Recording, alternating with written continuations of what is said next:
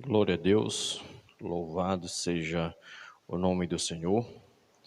Eu convido a amada igreja a abrir a sua Bíblia lá na Epístola de Judas, uma epístola bem reduzida, no máximo aí 25 versículos, mas de uma grande profundidade para os nossos corações. Querido, eu quero expor essa carta de forma bem paulatina. E hoje eu quero expor do versículo 1 até o versículo 4, e assim sucessivamente. Nós vamos, aos poucos, estudando, tirando lições para a nossa vida. Claro que a minha intenção aqui é ajudar a noiva, nosso Senhor Jesus Cristo, a termos uma compreensão maior dessa carta, como também das demais cartas que compõem o Novo Testamento, porque nós sabemos, o Novo Testamento são 27 livros, tá? 13 cartas escritas pelo apóstolo Paulo, uma carta no anonimato, que ninguém sabe o autor, que é a carta aos Hebreus, apesar de que alguém diz que é Paulo, outro diz que é Apolo, e por aí se vai, mas a gente não sabe, na realidade, quem foi o escritor. E temos as cartas joaninas, as epístolas, temos o livro da Revelação, Apocalipse, temos a epístola de Timóteo, primeira, segunda, aliás, de Pedro, que é a primeira e segunda Pedro, temos a epístola de Tiago, temos evangelhos, então compõe, né, tem o Atos, que é a narrativa da igreja, contando a história da igreja, que não tem um ponto final, pois continua com a igreja do Senhor ainda, no século 21. Então, querido, nós temos aí esse compêndio, né, no Novo Testamento, livros profundos que mexe com a nossa estrutura, com a nossa alma, porque são livros inspirados por Deus, tá? Temos no Velho Testamento 39 livros, tá? Subdividido no livro Pentateuco, nós temos os livros históricos, nós temos livros poéticos, nós temos profetas maiores e menores. Amém? Glória a Deus. Então, nós vamos hoje estudar de forma bem minuciosa, atenta a essa epístola. Não quero dizer com isso que sou detentor do conhecimento, que sei de tudo. Eu tenho plena certeza que quando você for ouvir outra pessoa ministrando essa epístola, você vai ver uma visão totalmente diferente, né, que Deus dá, uma aplicação para cada pessoa.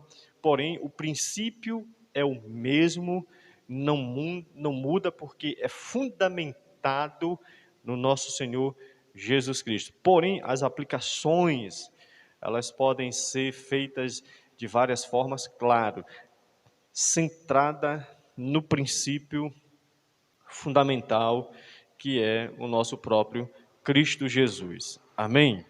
Então, eu quero que você convide aí o seu irmão, convide aí a pessoa que está aí do seu lado, para que a gente possa meditar nessa carta tão profunda, tão maravilhosa para as nossas vidas. Amém?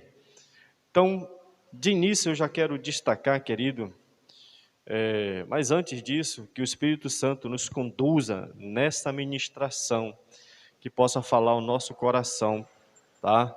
E a partir disto, possamos ter uma vida mais ainda para a glória do nosso Senhor Jesus Cristo. Então, Judas, a gente percebe logo de início que ele não tenta se destacar por ser irmão de Tiago e meio-irmão de Jesus. Alguns dizem que não, que esse Tiago não é o apóstolo, né? Mas sim o Tiago, filho de Alfeu, tá? Que não era filho de Maria, tá? Mas que também era um grande homem de Deus, foi um apóstolo do Senhor. E esse Judas aqui, ele não é um apóstolo, porém, ele é um discípulo, e ele se destaca como servo.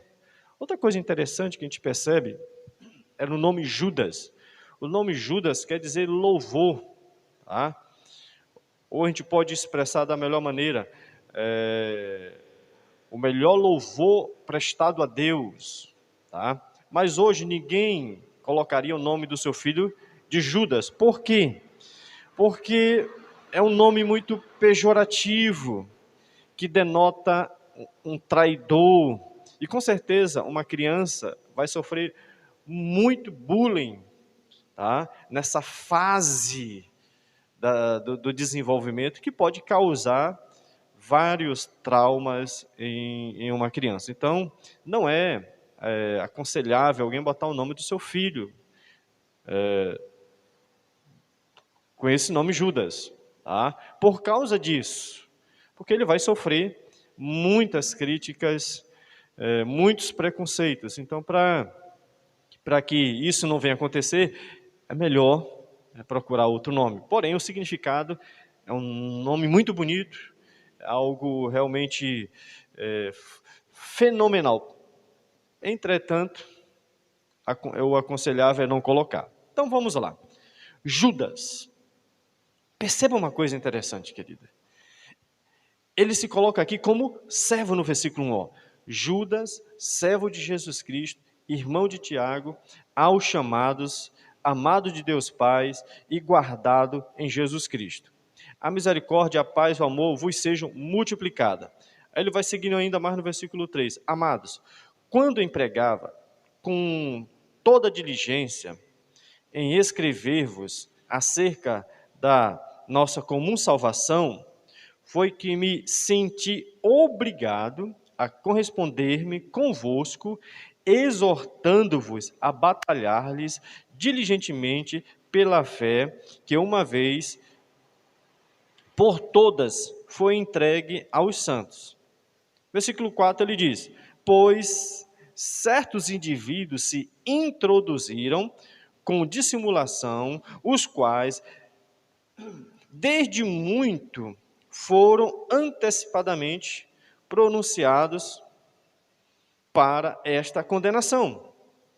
Ele diz: homens ímpios, que transformaram a graça em libertinagem de nosso Deus e negam o nosso único soberano e Senhor, Jesus Cristo. Então você percebe aqui que Judas dá características dessas pessoas.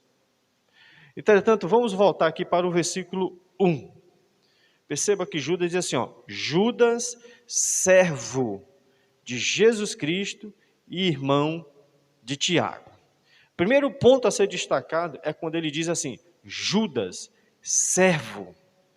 E servo quer dizer escravo. Isso quer dizer o quê? Que essa pessoa tem um senhor. Isso quer dizer que essa pessoa é propriedade exclusiva de alguém. É o que acontecia naquele período romano, onde tinha milhares de escravos. E aquelas pessoas não tinham a sua liberdade e eles não poderiam fazer nada se não fosse por permissão do seu senhor. Isso também denota algo bastante interessante para nós. A Bíblia vai dizer em Efésios 2 que nós estávamos mortos nos nossos delitos e pecados. E por causa disso, nós estávamos debaixo de um comando do príncipe deste mundo. E por causa disso, nós éramos filhos da ira. Então, nós éramos escravos do pecado. Nós obedecíamos a um Senhor. E muitos diziam que eram livres e faziam o que bem entendiam, mas na realidade eles só faziam o que o príncipe deste século queria que eles faziam, porque eles eram escravos do pecado. E quem é escravo do pecado, na realidade, só faz o que o pecado, o que os desejos da carne querem. Entretanto, Jesus veio para nos trazer liberdade. Tem uma frase de de um grande homem dos pais da igreja do passado, que ele diz que quanto mais escravo de Cristo eu sou, mais livre eu me torno. Tá? Então, quanto mais escravo de Jesus eu sou, mais livre eu sou. Tá? Então, Judas dizendo que ele era servo, escravo. Na realidade, ele estava dizendo que ele era uma pessoa livre em Cristo Jesus. Então, toda pessoa que hoje foi alcançada, salva por Cristo Jesus, ele é uma pessoa livre, porque quem conhece a verdade em Cristo Jesus se torna livre para a glória do Senhor. Outro ponto interessante, querido, que ele diz aqui, irmão de Tiago. E Tiago, na própria carta aos Efésios, é considerado como uma das colunas da igreja. Judas nos ensina que ele não tem problema nenhum em ficar debaixo da sombra do seu irmão. Porque hoje, infelizmente, nós percebemos no nosso contexto de igreja que muitas pessoas não querem ficar debaixo da sombra de alguém. As pessoas sempre querem puxar o tapete de alguma pessoa para tomar o lugar daquela pessoa. E Judas nos ensina que melhor é obedecer do que sacrificar. Que melhor é fazer a vontade de Deus do que fazer a sua própria vontade. E isso não era nenhum pesar para ele, não era nenhum constrangimento para ele estar debaixo de alguém, obedecer a alguém. Hoje, infelizmente, nós percebemos que muitas pessoas não querem ser servo, na realidade querem ser senhor. Outro ponto interessante que nós podemos perceber aqui no versículo 1, que Judas vai falar de três aspectos importantes, que ele diz assim, aos chamados, amados de Deus, Pai, e guardados em Jesus Cristo. Nós podemos denominar isso aqui dentro da teologia da graça, primeiro, eleição incondicional, chamados. Nós só podemos chegar até Deus se Deus nos chamar por intermédio da sua palavra, por intermédio de alguém que vai ministrar a palavra. Ninguém chega a Deus por livre e espontânea vontade, porque a Bíblia nos diz que o homem já está morto nos seus delitos e pecados, e esse não tem disponibilidade para ir até Deus, se Deus não abrir os olhos dele. Por isso, querido, deixa eu lhe dizer, a salvação não depende de homem, a salvação depende de Deus. Foi Deus que nos escolheu, foi Deus que nos elegeu. Se você não crê, é melhor você rasgar a Bíblia, porque a palavra do Senhor diz que ninguém vai ao Pai se não for por meio de Jesus Cristo, e ninguém vai a Jesus Cristo se o Pai não o levar. Você pode encontrar isso no Evangelho de João, capítulo 14, e também no capítulo 10.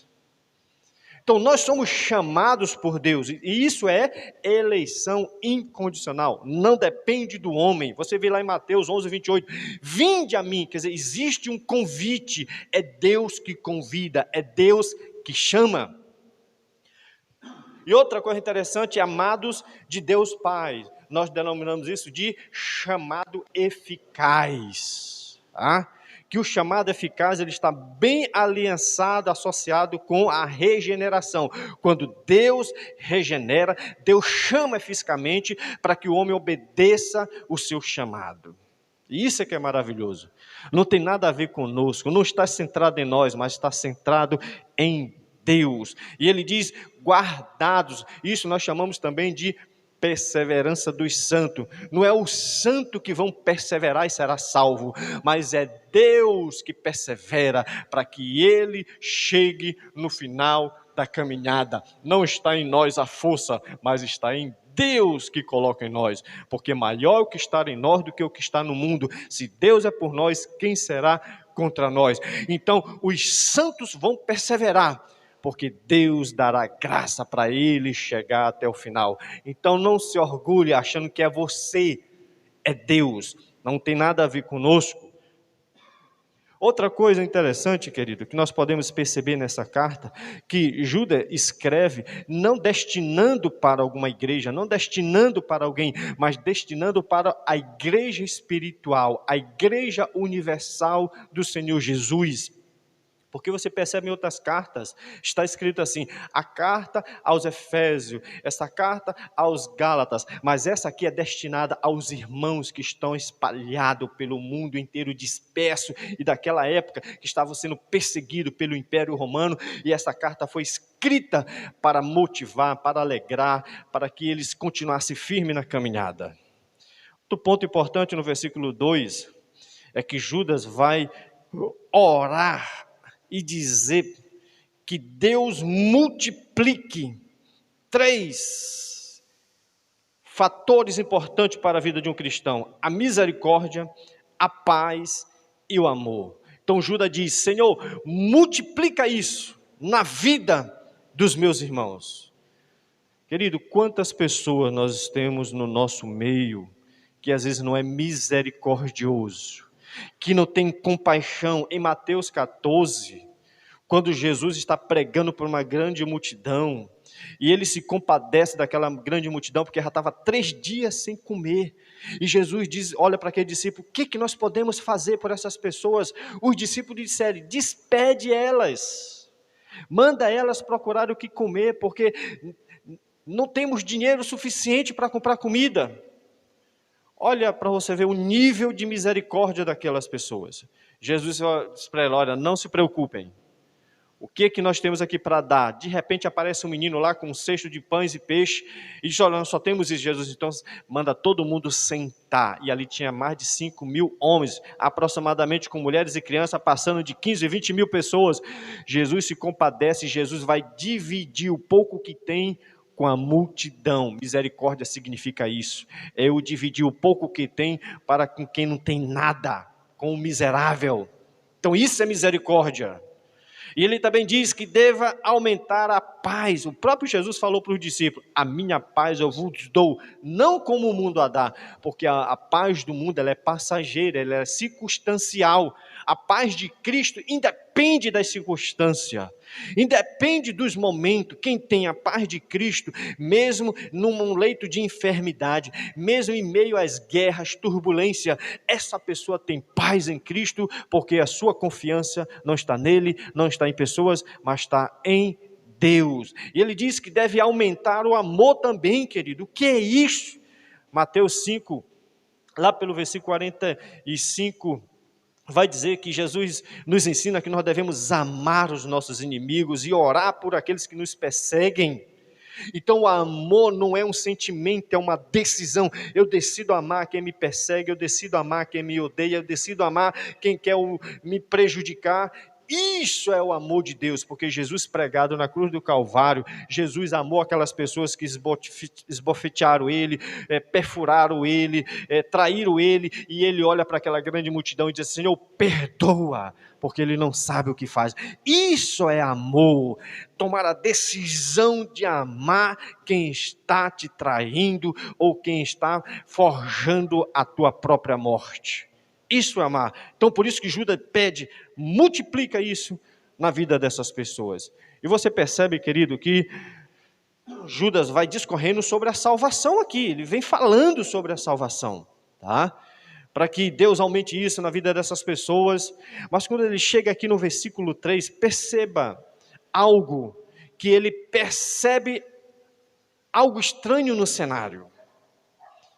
E isso aqui é algo que chama a nossa atenção, porque somente quem tem percepção espiritual, e percepção espiritual somente tem quem tem intimidade com Deus. Quem tem intimidade com Deus. Deixa eu dar um exemplo bem prático daqui, do nosso mundo natural. Se você trabalha numa empresa durante 20 anos, então você já conhece todos os setores, você sabe de cor salteado tudo o que acontece naquela empresa. Chega um novato nessa empresa, e de repente ele vai realizar algum trabalho, aquela pessoa que é experiente, que já conhece todos os setores, todas as normas, e quando percebe que aquela pessoa vai fazer algo de errado, ele chama a atenção: cuidado, você está colocando a vida das pessoas em risco, e até a tua própria vida, faça o serviço desta maneira. Por que essa pessoa teve essa percepção? Pelo conhecimento que ele tinha e pelo tempo de duração que ele tinha na empresa. Então, pelo tempo que eu ando com Deus, pelo tempo que eu estou em Deus, Deus me dará discernimento para perceber o que está ao meu redor. Porque olha o que ele diz aí, ó. Versículo 3: amados, quando empregava toda a diligência em escrever acerca da nossa comum salvação, foi que me senti obrigado a corresponder-me convosco, exortando-os a batalhar diligentemente pela fé, que uma vez por toda foi entregue aos santos. Ele percebeu que os irmãos estavam sendo o quê? Perseguidos, que algumas pessoas estavam atrapalhando a caminhada dessas pessoas, que algumas pessoas que se diziam ser cristãos, servos de Deus, na realidade, estavam tirando as pessoas do caminho de Deus. Querido, e hoje não é diferente, tantos falsos mestres, tantos falsos profetas, tantos falsos apóstolos surgindo aí, com doutrinas erradas, ensinos errados, heréticos, e parece que as pessoas estão com os olhos vendados e não conseguem perceber. Então é necessário Deus levantar homens e mulheres para abrir os olhos da sua igreja, para que ela não seja embebedada por doutrinas erradas, por falsos ensinos. É o que nós estamos mais vendo por aí recentemente, um falso profeta, não tenho medo de dizer o nome dele, chamado de René Terra Nova, surgiu agora com uma unção de arcanjo, depois de apóstolo, agora tem que ser arcanjo. Onde é que isso está escrito na Bíblia? E tem muita gente seguindo esses falsos mestres, essas pessoas que não têm compromisso com o reino de Deus, só tem compromisso com o reino da terra, só pensa em engordar e em tesourar mais ainda para si, e não se preocupa com a noiva de Jesus, e muitas pessoas estão seguindo essas pessoas. Então é necessário que Deus levante mulheres e homens de Deus, que vá de encontro a essas heresias, esses ensinos errados.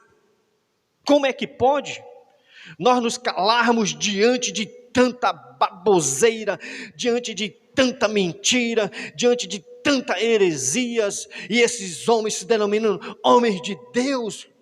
Nós não podemos nos calar, querido. É triste, mas a realidade é essa. Judas, rapidamente ele percebeu que tinha gente com ensinos errados, com doutrinas erradas, que não está na palavra de Deus. Já disse um homem sábio: aquilo que não está nos 66 livros, não tem nada a ver com Deus, porque o que está aqui nos 66 livros foi algo que Deus inspirou, e é algo que nós devemos pregar e falar para a igreja do Senhor. Mas tem muita gente que não tem prazer em meditar na palavra de Deus. Por isso Judas, ele foi compelido a dizer para algumas pessoas, alertar algumas pessoas, porque se levantou pessoas que estavam atrapalhando a caminhada, como na carta de Gálatas. Paulo se levanta ali como um arauto do Senhor contra os judaizantes que estavam tirando aquelas pessoas que foram alcançadas pela graça, pela fé em Cristo Jesus, e eles estavam pregando que a salvação não era pela fé, mas sim por mérito. E Paulo disse: não é por aí, não tem nada a ver com isso. Agora aqui no versículo 4, Judas vai destacar quem são essas pessoas que estão atrapalhando o caminhar desses irmãos, que nós também encontramos na nossa geração, querido. Não só foi no passado, nós também encontramos pessoas que atrapalham a caminhada das pessoas. Vamos ver quem são essas pessoas? Versículo 4, olha o que ele diz aí, ó. Pois certos indivíduos se introduziram com dissimulação. Quer dizer, pessoas que se infiltraram dentro da igreja. É aquele tipo de gente que levanta a mão e diz: eu quero Jesus, a palavra tocou o meu coração, eu quero entregar a minha vida, eu quero trabalhar para o reino de Deus, eu quero fazer a vontade de Deus. Então ele se infiltra, mas com as intenções completamente diferentes, porque uma pessoa dissimulada são pessoas que escondem ou ocultam seus reais sentimentos ou intenções, são pessoas fingidas, são pessoas falsas, são pessoas hipócritas, são pessoas que forjam algo que não é. Eles se infiltram no nosso meio com a intenção de prejudicar aqueles que estão caminhando para a Nova Jerusalém. E nós devemos estar atentos contra esses dissimuladores, que são como raposinhas que vão entrando. Na realidade, a sua intenção maior é fazer um grande turbulência, contenda, confusão no meio do arraial de Deus. Então você que é profeta de Deus, homem de Deus, mulher de Deus, peça o dom do discernimento, para que você esteja atento contra esses dissimuladores que entram para prejudicar. Pedro teve discernimento quando Safira e Ananias, lá na sua casa, no seu quarto, concordaram sobre alguma coisa, e eles iam falar a mesma coisa, naquilo que eles concordaram em secreto, mas Pedro, alertado pelo Espírito Santo, Pedro, com os olhos abertos para o mundo espiritual, disse assim: vocês concordaram em fazer isso, mas deixa eu lhe dizer o que vocês fizeram, Deus não está de acordo. E de imediato Ananias caiu ali morto. Depois veio Safira, falou a mesma coisa e morreu da mesma maneira, porque agiu como um dissimulado, e dissimulado sempre vai influenciar outras pessoas. Por isso que nós devemos estar atentos para não ser enganados por tanto dissimuladores que entram dentro das igrejas do Senhor. Ele também vai dizer que além dos dissimulados, tem pessoas que são homens ímpios, que é a segunda característica de pessoas, o dissimulado, e agora pessoas ímpias. O que é um homem ímpio? É um desapiedado, é aquela pessoa que tem cara de religioso, ele tem estilo de uma pessoa piedosa, mas dentro de si ele é uma pessoa má, ele é uma pessoa cruel, ele é bárbaro, ele só quer prejudicar, é o crente carnal, como está lá em 1 Coríntios capítulo 3, ele só vem para causar problema, para causar divisão, ele tem vida cheia de pecado, mente cauterizada, e tudo que é ministrado na igreja ele é contra, porque ele está preso ao pecado, a este mundo, mas ele está dentro da igreja com uma farsa, mas ele é ímpio, ele é iníquo, cheio de iniquidade, e fica com aquela palavra do cão. Isso é normal, qual é o problema? Isso são frases do inferno. Homens ímpios. Quem são essas pessoas que Judas fala aí? São pessoas que transformam em libertinagem a graça do nosso Deus. São pessoas que vão causar problemas. Nós sabemos que a graça é um dom de Deus, é um favor imerecido, não depende de mim, mas depende de Deus. Mas eles investem isso, eles vão dizer assim: olha, se depende de Deus, então o que você fazer, se você tropeçar, se você cair em pecado, se você está fazendo coisa errada, Deus é maior e vai te dar graça mais abundante para que o pecado não atue na tua vida. Então não importa o que você faz, porque quanto mais você peca, mais a graça de Deus está sobre a tua vida. Engano. A graça não me dá permissão para pecar. A graça não me dá permissão para me fazer coisas erradas. A graça me conscientiza que a minha vida agora é para Cristo. Eu sou servo de Cristo. Agora eu sou propriedade do Senhor e não faço as minhas vontades, mas faço a vontade daquele Todo-Poderoso que me resgatou do pecado. Porque quer comais, quer bebais, quer faças qualquer outra coisa, faça tudo para a glória de Deus. Então tudo que eu faço hoje é para glorificar o meu Deus e não para transformar a graça em libertinagem. Essas pessoas estavam atrapalhando a caminhada, por isso que ele está dizendo: batalhem pela fé de vocês, a qual foi entregue. Querido, aqui ele não está excluindo a responsabilidade humana. Apesar de que Deus nos chamou, mas Deus sabe que nós somos capazes, que nós temos força para dizer não. Se José, que foi tentado, disse não, correu, por que você não pode? Será que nós somos inferiores àqueles homens do passado? Não. Quem são essas pessoas? Olha o que ele diz aí: são aqueles tipos de gente, versículo 4, e negam o nosso único soberano e Senhor Jesus Cristo. Quer dizer, eles negam que Jesus é o Filho de Deus, que Jesus realiza milagre, que Jesus, ele é o centro de todas as coisas, não é o homem. E ele colocava, o homem é o centro. O homem é que faz tudo, o homem é que realiza. João 15:5 diz que sem Jesus nada podemos fazer. Tudo é em Cristo. A igreja só pode avançar se o general estiver à frente, querida. Se ele realmente tomar as rédeas das coisas. Então, não vamos engolir cada engodo que se diz por aí, que Jesus não é o Filho de Deus, que ele não é o soberano. Colossenses capítulo 1 vai dizer que todas as coisas existiram por causa dele, visíveis e invisíveis. Então ele é o nosso Senhor e soberano, e essas pessoas estavam colocando em cash a soberania do nosso Senhor, e hoje não é diferente. Quantas pessoas colocam em cash a soberania do nosso Senhor, dizendo que tudo é o homem que realiza, mas nós sabemos que quem realiza é Deus. Que Deus nos abençoe, que Deus nos dê graça, para que a gente possa ter discernimento e perceber esse tipo de pessoas que possam atrapalhar a nossa caminhada em Cristo, em nome de Jesus, amém.